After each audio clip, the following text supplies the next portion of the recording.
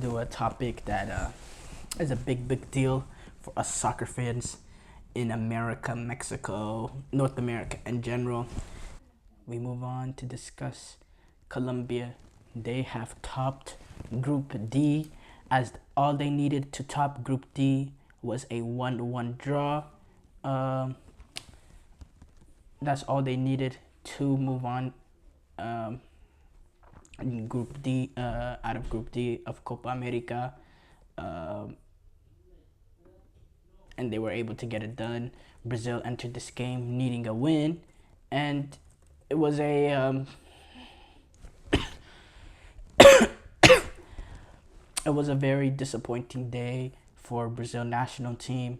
Not only do you drop points not only you don't move on in this game, move on to win the group and open yourself for a potential easier opponent in the quarterfinals by taking on Panama,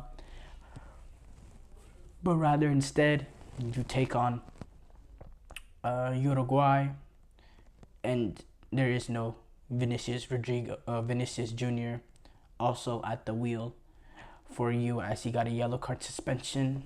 Massive blow for the Brazil national team. This might be the game that really cost them Copa America because of those two big things.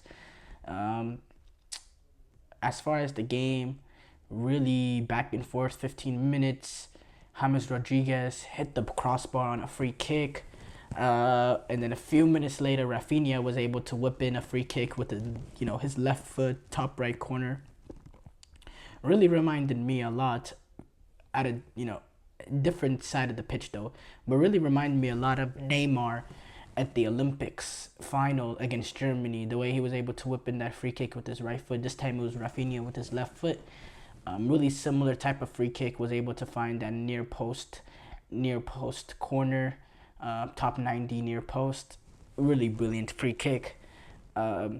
Then Colombia also had a goal disallowed for offsides, very marginal offsides. Again, they're showing us ridiculous angles. I just saw one from behind the goal. I've never seen that before in my life.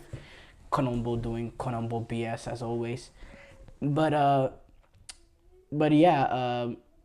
then striker Johan Cordoba was able to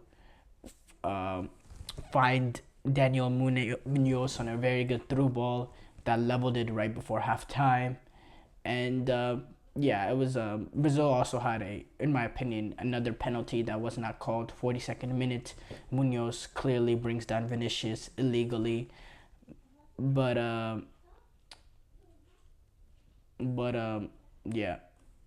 they deemed it as he only got the ball, which is okay. During the it was really frustrating for Brazil. You could see there's not that quality amongst this team that they really have in previous years. So when you're in this sort of position where you're drawing 1-1 and you need a result, you need a win to win the group.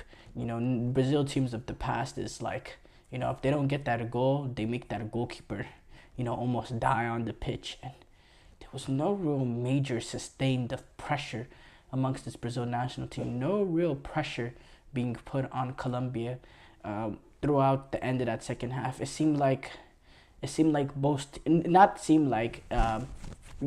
were watching the game and didn't know what's going on, you couldn't really tell that Brazil was the desperate team.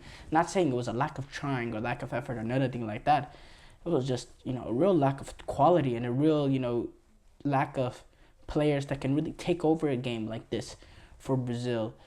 And it was really shocking and disappointing to see, but it shouldn't be surprising at the end of the day. Brazil is not up to the level that they were previously, not even close. And as far as the game though, it was really good. One of the probably the best game of the tournament so far. They were going end to end, and you're on the edge of your seat the entire game. And there was huge stakes on top of it, which made it even better. But that ended the game for me, for Brazil, whenever they were chasing the results, not really being able to put real pressure on Colombia. Despite the fact that they showed fight, I don't want people to think that I was questioning their effort or their willingness, their desire, any of that. No, that's not what I'm doing. I'm just talking strictly the quality was just not good enough. Was just not good enough. It's not at the level of Brazil. They don't have the fear factor. They don't have they don't have the real quality of Brazil's teams in the past.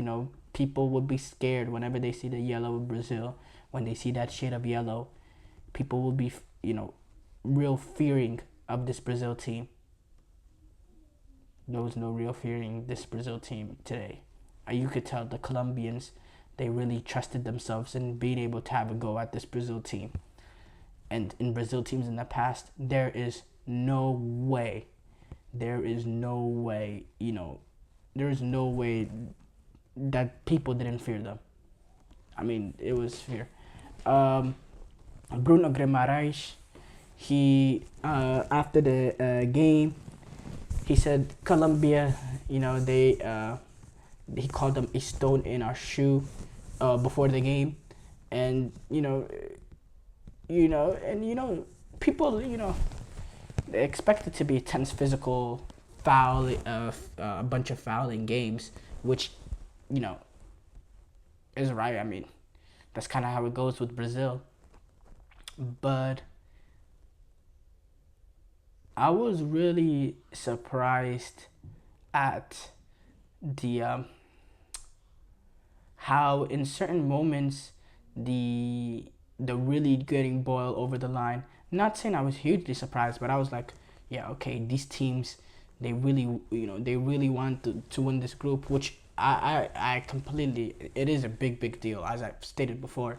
And also on top of that, I think kickoff was 98 degrees. I think that also raised the level of frustration, or the tense rivalry between the two.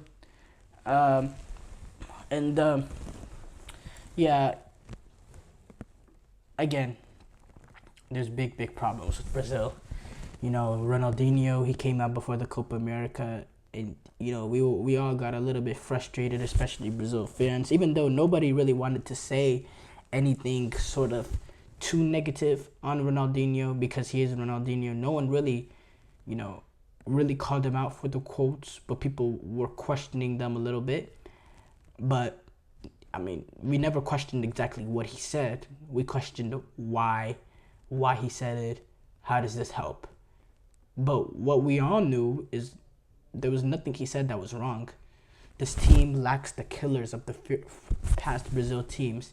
They have no players of that sort of level now that Neymar is injured. They have no players in the level of the teams in the past that won World Cups. They have no fear factor. They have no flair. Where's the Jogo Bonito?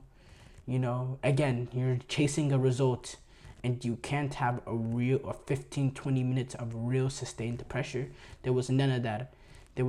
Even down the stretch, even when Brazil were needed to win the game, and they needed that goal, it was not a sustained amount of pressure on Colombia. It was one chance for Brazil, and then Colombia come back and they create an opportunity for themselves, and they had an opportunity to win it. By the way, I forgot what striker or which one of the Colombian players was not able to test Alisson on a really good opportunity. But Colombia, if anybody was looking, could have won, it was probably going to be Colombia, honestly. Just bad results overall for Brazil, and a result that, in my opinion, with Vinicius being out, will probably cost them Copa America, because I don't see how Brazil, get past Uruguay without Vinicius Jr. I will say, though, I was very impressed with James Rodriguez turning back the clock. A lot of people haven't seen him play since a while. Last time I remember, he was playing for the Qatari League team. And, right as this tournament kicked off, I figured out, oh no, he's actually playing for Sao Paulo now. He has 3 assists in this tournament today, playing as that old school style number 10. Was very, very good. He clipped the bar, but overall his general play, his build-out play, his, being able to control the game was very, very good, honestly. And, I just wanted to throw my respect out there. But yeah, respect respect to James Rodriguez. I think he's had a very brilliant career, and he's continuing uh, to move it on. Before a lot of people said Colombia are way better than Brazil, I think that point was kind of ridiculous. Despite their unbeaten record, never thought they were way better. And today's match proved it, but I still expected a little bit more because this is Brazil. And yeah, I was just really frustrated in the way this game ended the last 20 minutes from Brazil. But yeah, big challenges coming up for them as they take on Uruguay.